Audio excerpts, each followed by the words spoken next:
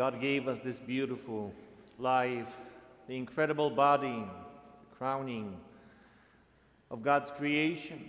We enjoy it, we love it, we celebrate it, and we use it in many different ways by utilizing our senses. Among them is the eyes that allow us to see things around us, ahead of us, to the left, to the right. By nature, I'm a watcher. I love watching. I used to love watching people, but unfortunately, watching people doesn't always bring you joy and peace. So I kind of switched to watching nature, animals in particular, because that actually brings you contentment and peace. When you watch animals, you will notice that they enjoy highly evolved social systems. They communicate with each other, they play with each other, sometimes they fight, but they generally get along, even among different species, which the same cannot be said about us human beings. When animals are faced with danger, there's usually a threefold response. First, fight. When faced with danger or predator, the animal will fight. The second option will be flight. Most of them will actually run away as fast as they can. And there's the third option, which is freeze, like a deer in the headlight. That happens as well. Except squirrels, because squirrels are different. First, they flee from a dog that chases them, but once they get up in the tree, they look down and it's like, na na na na na na, catch me if you can.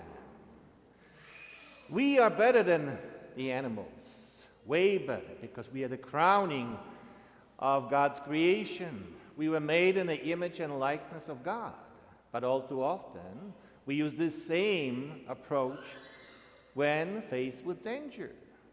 We fight, we flight, and we freeze.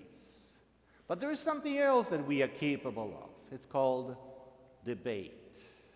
We can reason with one another, we can talk, convince or not, but we can propose our ideas to one another and hopefully come to an agreement, because when we do, as the gospel reminds us today, when two or three agree on something for which you're about to pray, it will be granted to you. Unfortunately, debating is out the window. It's a house divided, unfortunately. I'm not saying this congregation, I'm saying the society we live in many ways, the world we live in is no longer open to debate. It's different points of view, different opinions being shouted down upon others.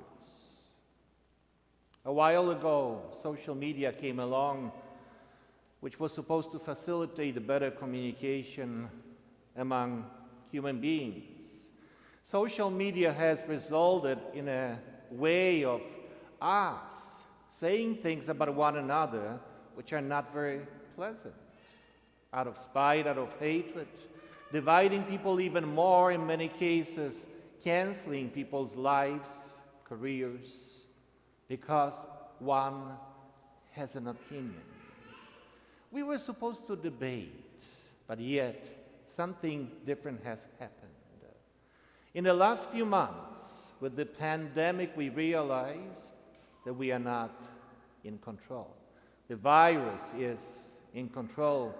We don't anymore make our own decisions. The officials, the politicians make the decisions for us. We are no longer in control because we are so limited in so many ways. But the question is, celebrating this Labor Day, are we really that divided as a nation? As we come in prayer today, what do we have in common? Ask yourself. We are all Catholic, right? What else? That's it. That's it. We have so much in common. We are blessed and privileged to enjoy living in a country which has guided humanity for such a long time, with the idea of being free, being able to express your opinion. People were able to debate one another. There was no confusion as to who we are as patriots, loving this country, loving God, freedom of religion, freedom of speech. Somehow, all these beautiful ideals have been washed away. And we are glued to the TV watching scenes that we are not accustomed to seeing, violence and looting and things that we don't want to see any place, especially in our own neighborhoods. That evokes our reaction: flight, fight, or freeze. How about the debate? Whatever happened to that old-fashioned way of resolving conflicts? Conflicts, as we know, have always been part of human history. As you read the first reading today, Ezekiel says, I have appointed a watchman for the house of Israel. All too often these days we think we are watchmen. We are supposed to tell others what to do and how to do. And my opinion is the only one that matters. Well, who appointed me as a watchman for the house of Israel? The Old Testament was very much prejudiced against itself because it excluded something that God has given us, the spirit of love.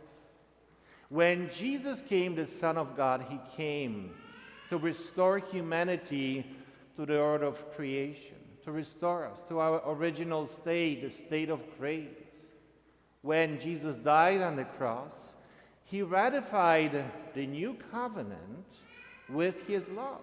And he sealed this with the blood that he shed on the cross for our salvation, so that we may have a lot in common, no matter who we are, no matter where we come from, so that we may feel blessed and all together united in one faith, continue living our Christian lives all the way into the joy of God's kingdom.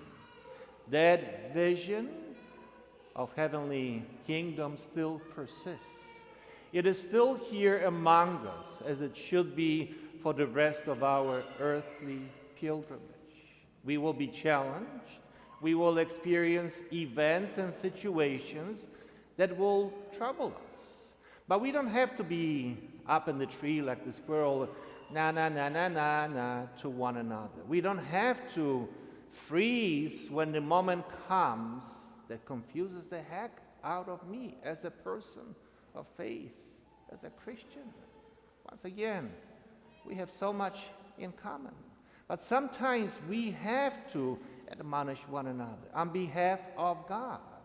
It's not the politicians. It's not the officials that are in charge. God is always in charge. And in the end, God always has the final word. Today we realize that. We entrust our lives to his loving care as we have for thousands of years, as we hope in a better, peaceful future. When needed, when we need to be a watchman on behalf of God, we use what Jesus so beautifully describes in the gospel today. There is a process. There is a beautiful process. If your brother has something against you, you go and tell him one-on-one. If you win over your brother, it's a beautiful thing.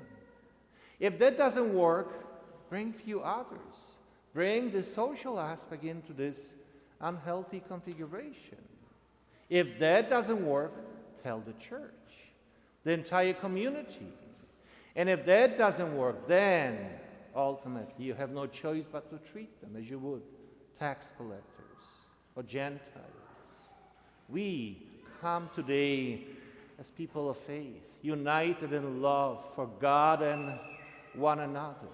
And loving our neighbor is the very core, the very principle of our journey moving forward. No matter what happens in our society, we stand a chance not to freeze, not to flee, but to fight for God being with us every step of the way. We proclaim his holy name. We say it in prayer, but we also need to say it in our actions. Where two or three agree upon something, it's a beautiful thing. Where two or three gather in my name, there I am in the midst of them. May the presence of God, his love, and a new covenant entrusted to our care keep us closer together, grateful for the blessings we have received, grateful for the many blessings which are yet to come for us living here in South Lyon, in Michigan, in the United States of America, God's chosen and beloved children, able to come and pray, able to receive the gift of the Eucharist, able to continue peacefully this loving journey all the way into the joy of God's everlasting kingdom. Amen.